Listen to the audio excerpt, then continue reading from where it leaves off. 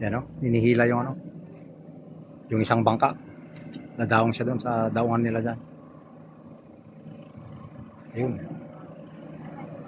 Marami na sigurong huling isda yun. Yan o, mayroong bangka na ano doon. Nadaong yung bangka mga ka-JM. Ito dati, doon yung ano, yung lugar na lumubog na simbahan. Ito yung pinakabayan ng Pantabangan dati, yung ginawang dam kasi. Doon yung pinaka ano ng dam. Tapos yung gitna na yan, nandyan yung simbahan na luma dati, na lumubog. Tapos ito yung pinakabayan dati. Kung makikita ninyo, sa bandang gitna, mababaw yan.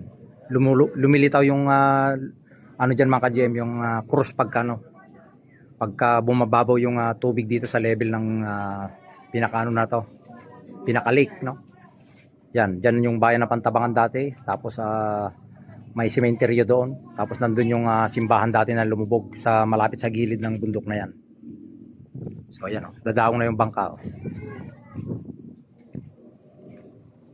Kaya yung dating bayan na yan, dahil ginawa nga na dam ito, nilipat naman doon sa itaas ng bundok. Doon sa taas ng bundok doon, nilipat yung pinakabayan ng Pantabangan. So ayan, no?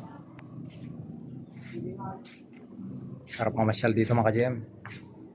Maganda yung view. Yan, akyat tayo dito sa ano, sa itaas. Sa pinaka view deck niya talaga.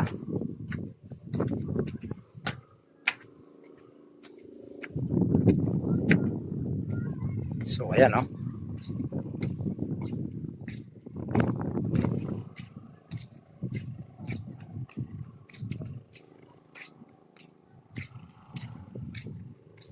Ayan, ganda dito mga ka-GM, oh.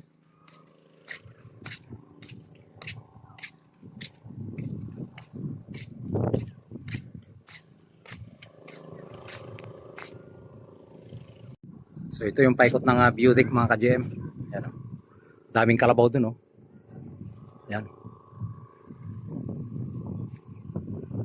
Paikot natin to. Camera para kita ninyo. Ganda ng view. Walang stress dito sa kaput mga ka-GM.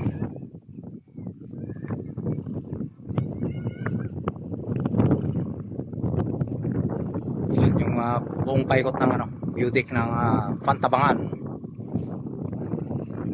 Pantabangan Dam view deck.